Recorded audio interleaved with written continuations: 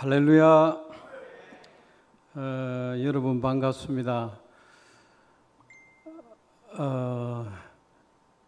제 누님이 굉장히 기도를 많이 하셨던 분이에요. 저하고 한 살 차인데 지금은 돌아가셨어요. 제가 한참 방황하고 그럴 때 누님이 40일 금식을 하셨어요.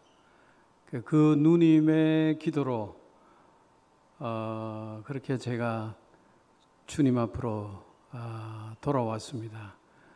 1983년 1월 1일 지금도 기억나는데 방황하다가 집으로 돌아왔는데 누님이 그때 전도사님으로 그렇게 봉사를 하고 계셨는데 청년들 데리고 1일 기도원에 가는데 저를 꼬셔가지고 데리고 올라갔어요.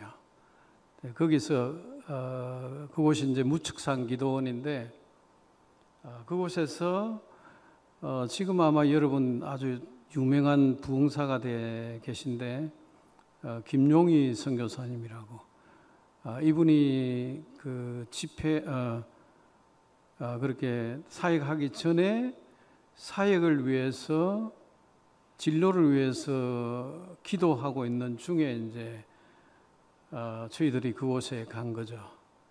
근데 만나는 사람마다 우리 동생을 좀 도와주세요. 그러니까 그분이 가지고 있던 사역리로 저에게 이제 전해준 겁니다.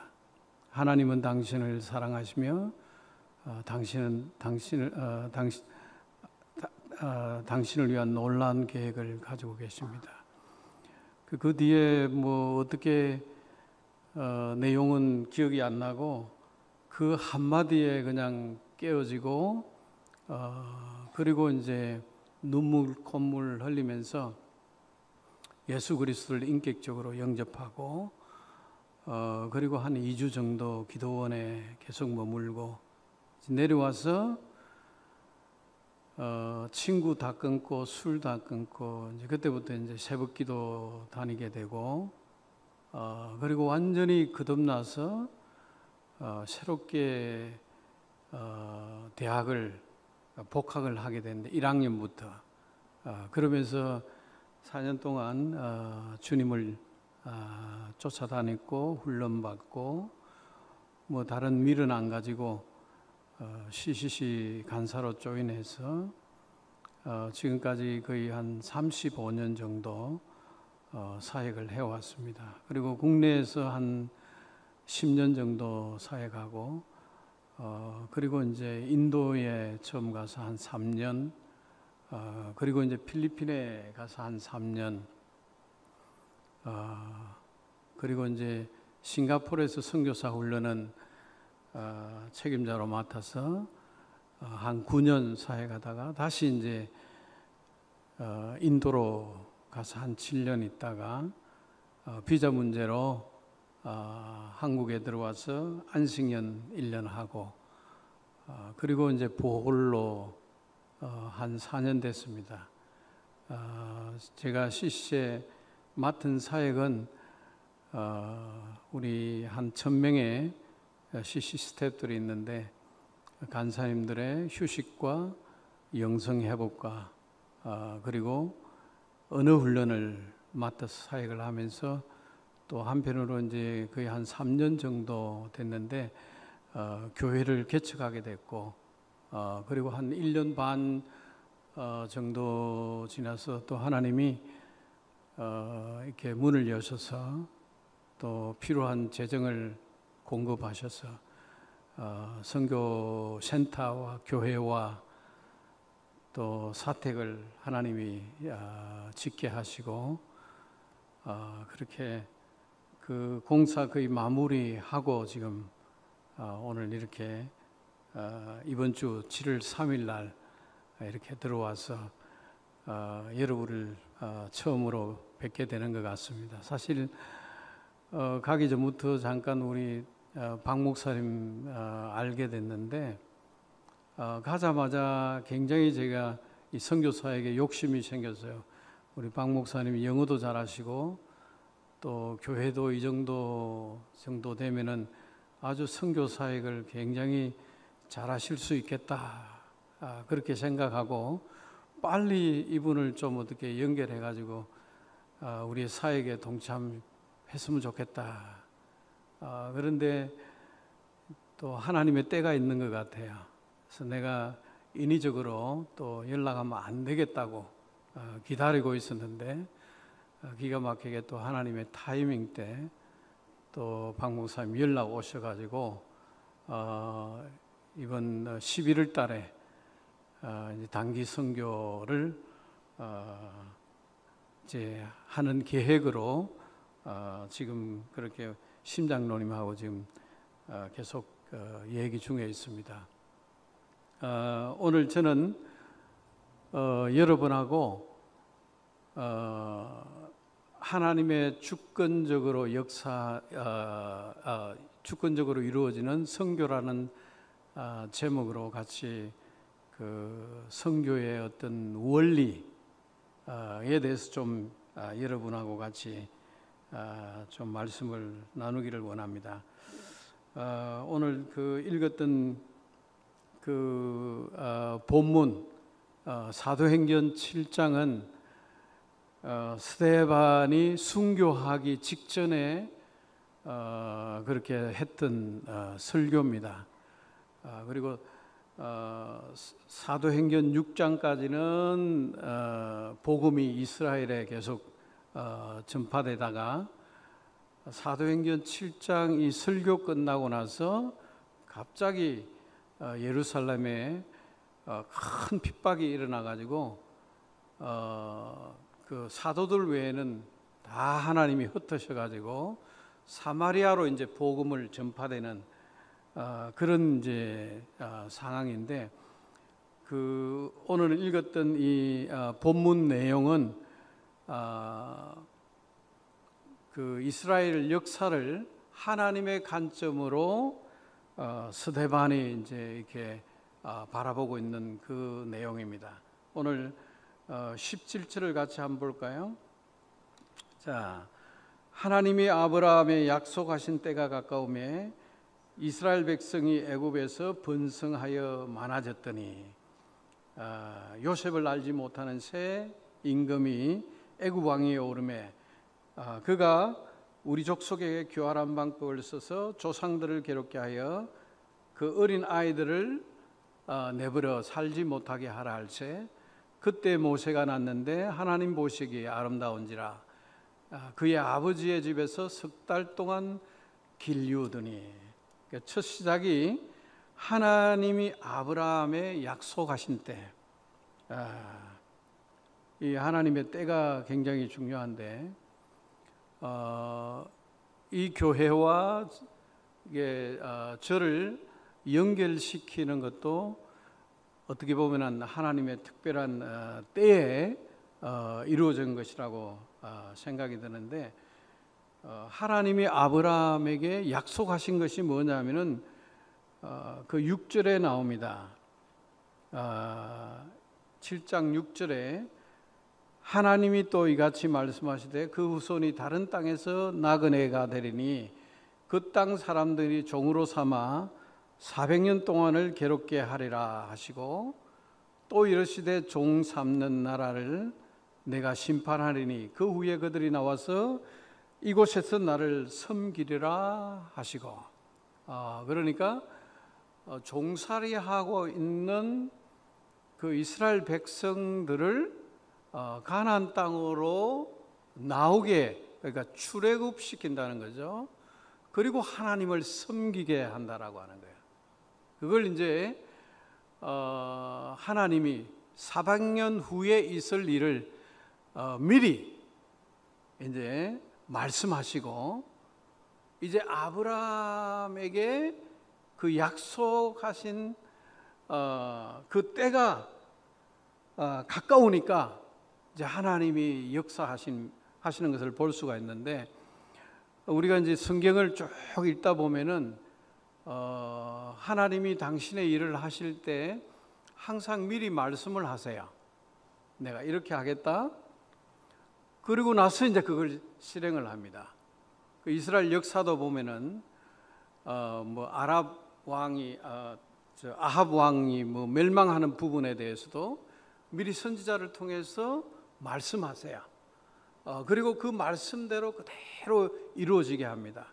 가장 큰 예언 중에 하나가 예수님에 대해서도 예수님의 탄생도 미리 이야기를 하는 거예요. 예수님이 동정녀 마리아를 통해서 태어나실 거다. 그냥 이렇게 태어나게 하면 되는데 미리 말씀을 하시는 거예요.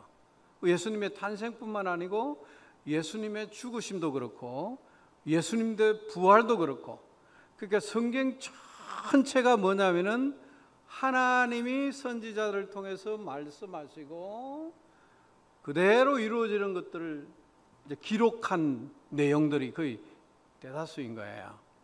왜 그러면 하나님이 말씀하시고 행하실까?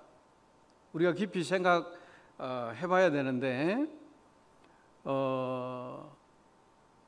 우리 인간의 가장 큰 문제가 뭐냐면은 이제 하나님의 형상대로 우리를 창조하셨는데,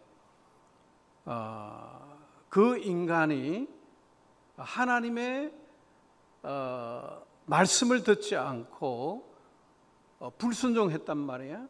불순종보다 더 근원적인 것은 뭐냐면은 불신앙인 거죠. 그러니까 하나님의 그 예수님을 보내신 목적 중에 하나가 우리의 죄를 위해서 예수님이 돌아가시고 대신 예수님의 우리의 죄값을 지불하시는 것도 중요하지만은 하나님이 근본적으로 하나님을 떠난 인간을 주님 앞으로 인도하기 위해서 가장 관심을 두는 게 뭐냐면은 우리로 하여금 믿음을 갖도록 하는 거예요. 근본적으로 하나님을 떠난 사람은 믿음이 없는 거예요. 이게 가장 근본적인 거예요. 그래서 하나님이 이스라엘 역사를 통해서 이 당신의 말씀을 이렇게 쭉 선지자를 통해서 이 역사를 적어온 거거든요. 그래서 성경이 특성이 뭐냐면은 역사적이에요. 히스토리예요. 그냥 만들어낸 이야기가 아니고 역사적이고 그 다음에 도덕적이고 그 다음 보편적이에요. 2000년 전에 있었던 그 원리가 지금도 그대로 이루어지고 원리가 통한단 말이죠. 그리고 실제 있었던 그 히스토리를 그대로 가지고 하나님이 우리에게 말씀을 하신 거예요.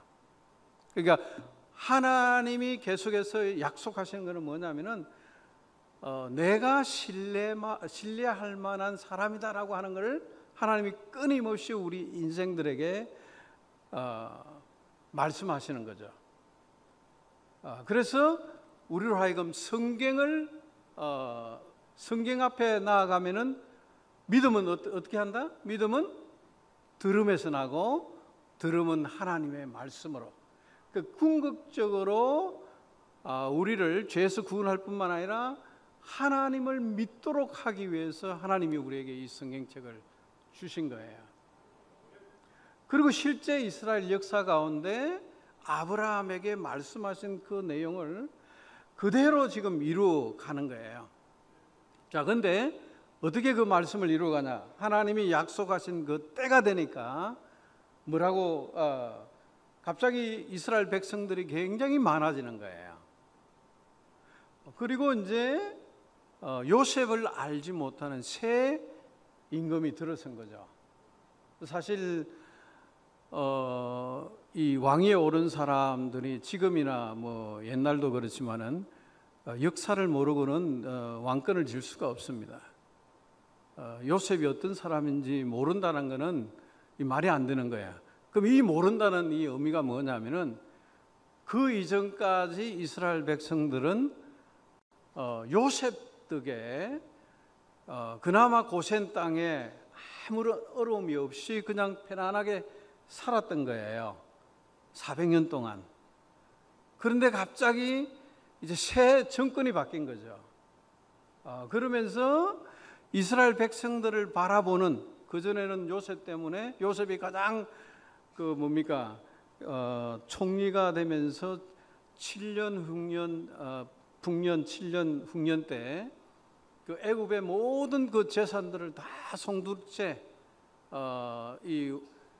바로 왕조에 바친 거예요. 그러니까 그것 때문에 몇백 년을 이게 아주 부강하게 이 바로 왕조가 버틸 수 있은 거죠. 그런데 이제 새 왕조가 들어서서 이스라엘 백성들이 갑자기 많아지고 얘들이 뭔가 인구가 많아지니까 적들이 쳐들어오면은 합세해가지고 우리를 무너뜨릴 수도 있겠다 싶어가지고 굉장히 이제 다른 관점으로 이제 바라보는 거예요. 의심하게 되고, 그러면서 이제 이스라엘 백성들을 이제 핍박하게 시작하는 거예요. 그 전에는 이제 그 부역을 시키면은 뭔가 자료라도 주는데 이제는 그것도 주지도 않고 그냥 이제 할당량만 주가지고 도달하지 못하면 계속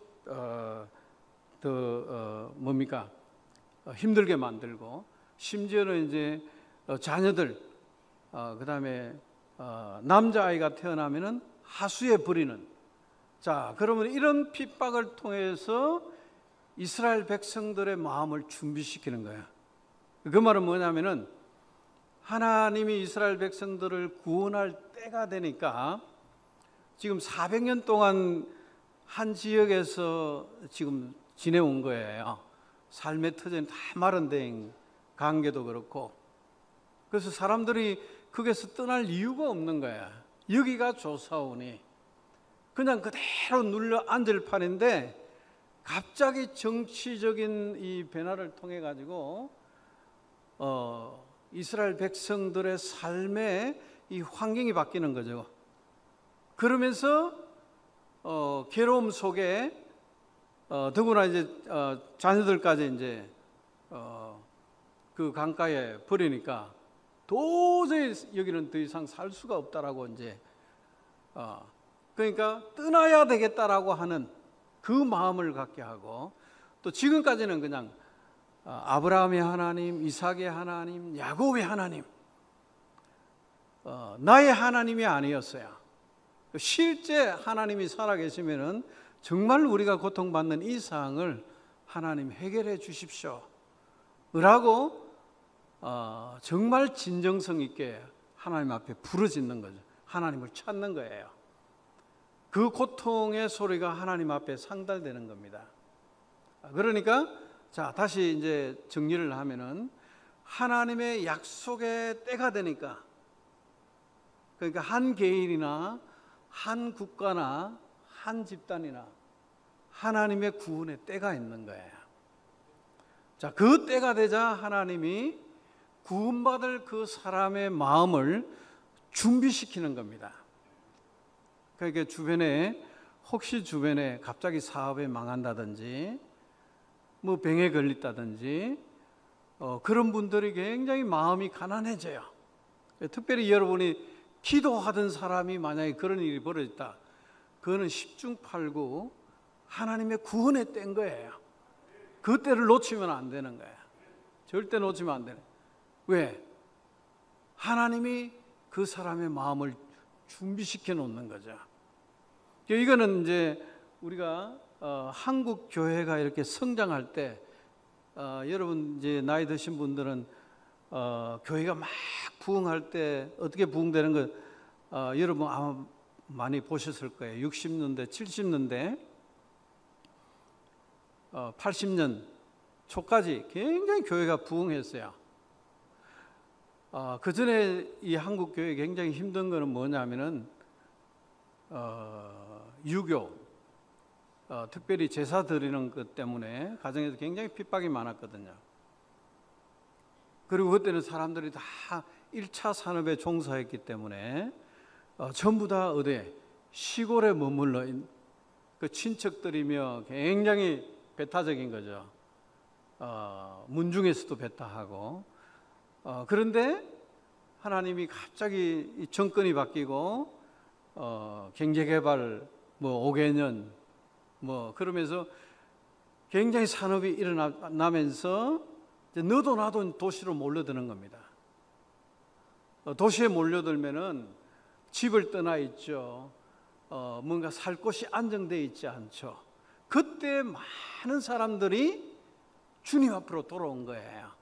하나님이 그런 상황을 구원받을 사람들의 마음을 준비시키는 거죠. 그때 사실 한국 교회가 굉장히 부흥한 겁니다.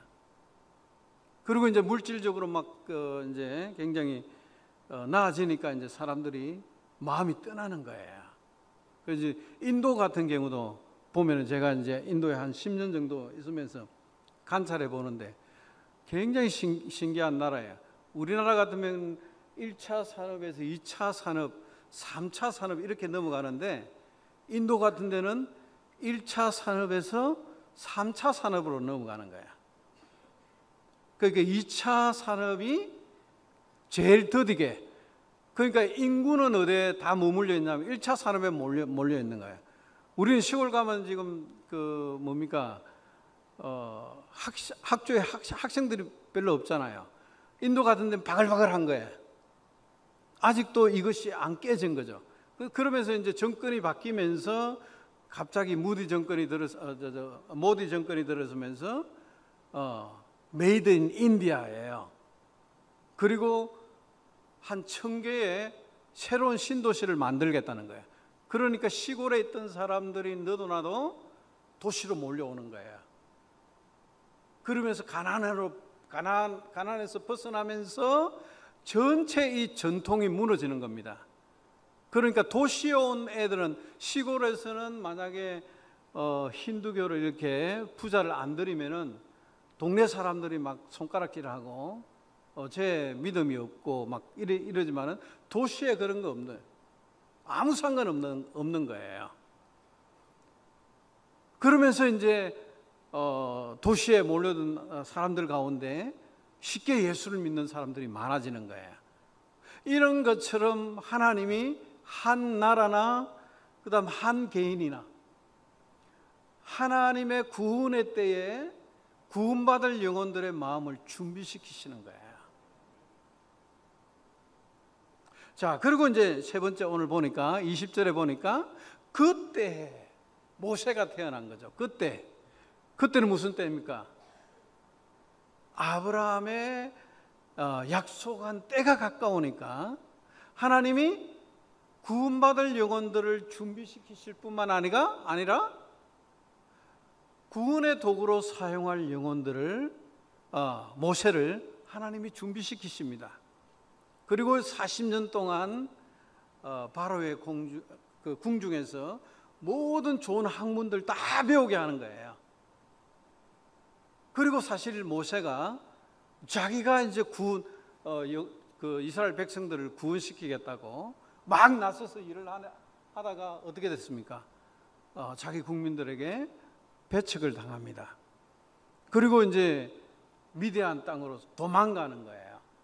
모든 학문과 말에 또 행사에 능했던 그 모세가 이제 그 미디안 그 강야에서 그 40년 동안 거의 나중에 뭐라고 이야기를 하면, 여기 보면은 말과 일에 능했다 그랬는데 나중에 출애굽기 보면은 하나님 부르실 때 나는 말을 못한다고 그랬어요. 그러니까 자기가 가지고 있는 모든 것들이 아무 쓰잘데없다라고 다 하나님 앞에 두 발 두 손 들 때 하나님이 이 모세를 들어 사용하셔가지고 다시 파송을 시킵니다. 그 하나님이 자기가 나설 때는 배척을 당했는데 하나님이 파송하니까 이제 기적과 역사가 일어나고 하나님이 원하시는 그 일을 모세가 감당하는 거예요. 지금도 선교가 그렇게 이루어집니다. 하나님이 구원받을 영혼들을 준비시키시고 무엇을 통해서? 정치, 경제, 이 사회 환경을 통해 가지고 구원시키는 거예요. 그래서 우리한테 일어나는 모든 상황들은 하나도 버릴 것이 없는 거예요. 좋든 안 좋든 우리 눈에 보기에는. 그렇지만 하나님이 그 모든 상황들을 하나님의 이 구원 역사에 필요한 도구로 사용하신다라고 하는 겁니다. 구원받을 영혼들을 준비시키시고 또 한편으로 구원시킬 도구를 준비시키 가지고 하나님의 때에 매칭을 시키는 거예요. 그 제가 이제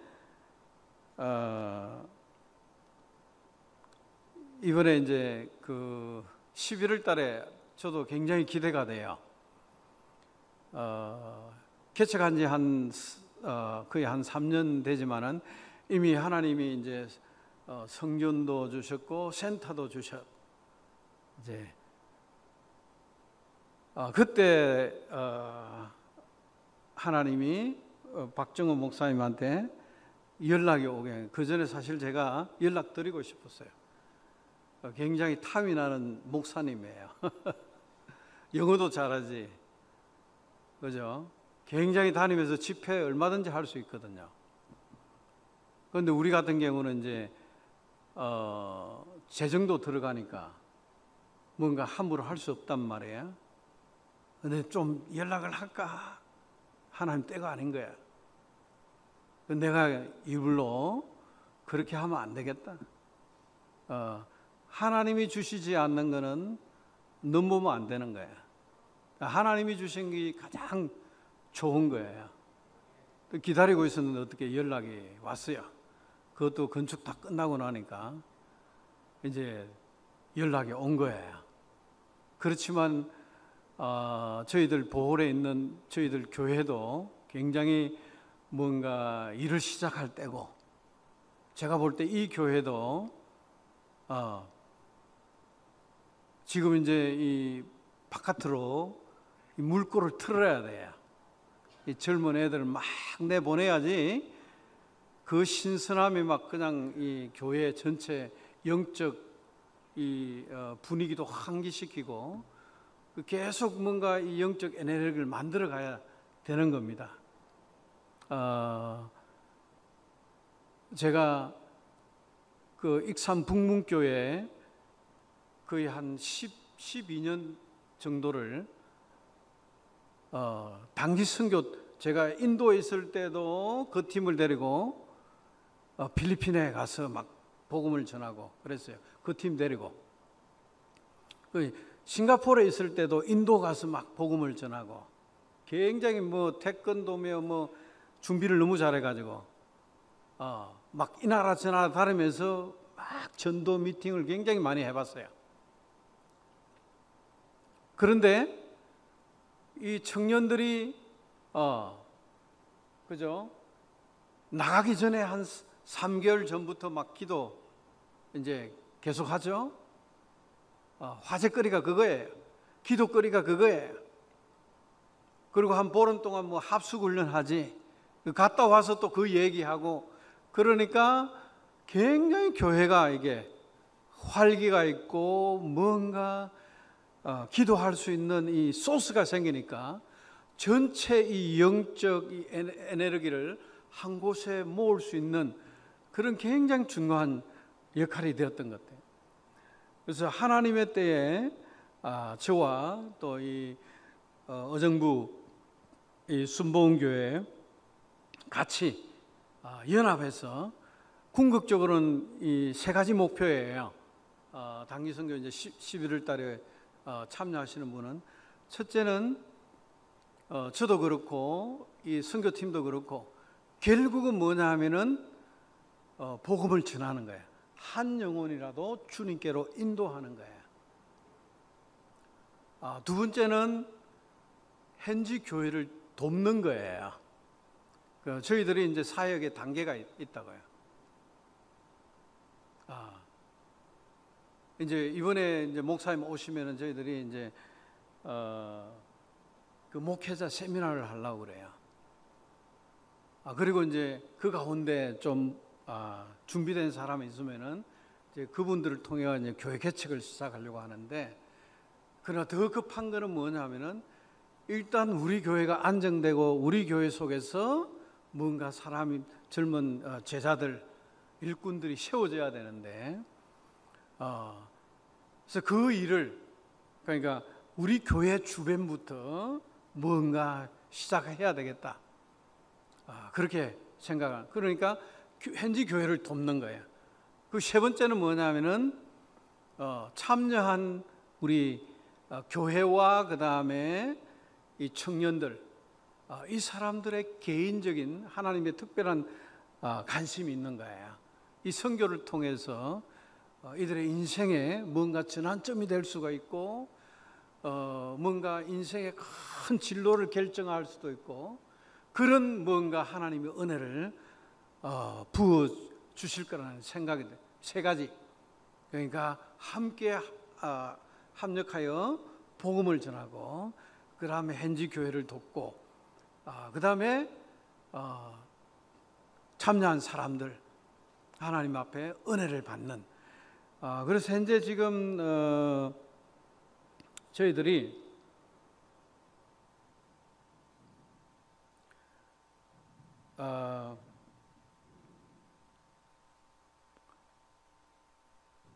그래서 지금 한국 교회는 이미 막 부흥의 시기를 지난 거예요. 이미 1988년, 이거는 이제 이 제너럴을 한 거죠. 제너럴 한 거. 제가 지금 이야기하는 거는 모든 교회를 다 해당하는 게 아니고 한국 교회 전체로 보면은 막 뜨겁게 기도하고, 그 기도의 열기에 의해가 사실 이 믿지 않는 영혼들이 막 주님께로 이렇게 막 들어오는 그 시기는 지난 거예요. 어떤 교회는 부흥되고 어떤 교회는 부흥 안 되지만 일단 그 교회는 이미 한국 교회는 지난 거예요. 그래서 바깥에 나가서 복음을 전하면은 이 반응들이 그렇게 좋지가 못해요. 우리 때 그 대학 때 복음을 이렇게 전하면은 10명 사역률을 전하면은 4명이 영접했어요. 그 지금 이제 10명 사역률을 전하려고 하잖아요. 한 2명 정도 들어줄까 말까 지금. 그 정도로 지금 이 복음에 척박한 거예요. 그러니까 그나마 지금 미국 교회가 유지되는 것은 뭐냐면은 선교를 통해서 유지가 되는 거예요. 그러니까 여기에 지금 분위기하고, 제가 이제 지금 어정부 교회뿐만 아니고 몇 교회에서 이제 저기 보홀에 오잖아요. 그러면 특별히 뭔가 막 은혜를, 이 사람들한테 은혜를 주기 위해 특별한 뭔가를 하는 것도 아니고, 그냥 전도 현장에 집에 방문해가지고 같이 기도하고 복음을 전하는데 굉장히 간 사람들이 은혜를 받는 거예요. 그럼 이거는 뭐지 도대체? 특별히 내가 잘했을까? 그거 아니에요. 이 전도한 사람들이 열심히 있었을까? 그것이 아니에요. 하나님이 특별히 지금 그 영적 분위기에 준비해 놓은 게 있는 거예요. 그러니까 여기서 가서 돕는 절대 완웨이라는 게 없습니다. 여기서 물질을 들어서 준비해 가지고 돕기는 하지만은, 그러나 하나님이 그곳에 준비해 준 영적 풍토가 있는 거예요. 그것에 이제 가서 경험하게 되면 은혜를 받고, 이제 돌아와 가지고 그 영적 받았던 그 분위기를 이제 교회에다 나누기도 하고. 그러니까 이건 뭐냐면 하나님이 특별히 그 선교지에, 그러니까 이미 하나님이 준비해 놓으셨다라고. 제가 경제적으로 잠깐 우리 사는 지역에 도시에서 한 20분 떨어진 거예요. 그렇게 멀리 안 떨어졌는데도 불구하고 이 교통편이 좋지 않으니까 굉장히 사람들이 이 도시와 자주 접한 거는 아니고, 그렇지만 요즘 뭡니까 핸드폰 때문에 알 것 다 알지만은 그나마 그래도 그 지역이 순수하고 또 굉장히 가난해요. 사람들이 그 수입 주로 이제 수입이 뭐냐 하면은 노동일 하는 거, 그게 이제 거의 다예요. 한 달 거의 한 25만 원 정도, 그것도 레귤러한 수입이 돼야 그 정도 되지. 그러니까 집에 냉장고 그다음에 세탁기 이런 거는 꿈도 못 꾸고, 그다음에 전부 다 그 불 떼 가지고 살아갈 정도로. 그리고 이 월급이라는 게 없어요. 주급이에요. 일주일마다 돈을 지급을 해야 되는 거예요. 그리고 그것도 이제 일주일 기다릴 수가 없어요. 수요일 되면은 캐시 어드밴스라 그래가지고 CA라 그래가지고 미리 이제 가불을 합니다.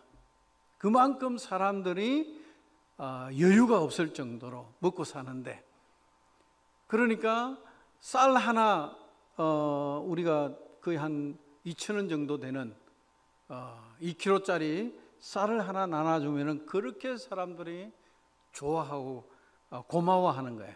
아직도 동장 투표하는데 어떤 후보자는 100루피, 어떤 후보자는 150루피, 그러면 한 3,000원 된단 말이에요. 2,000원, 3,000원.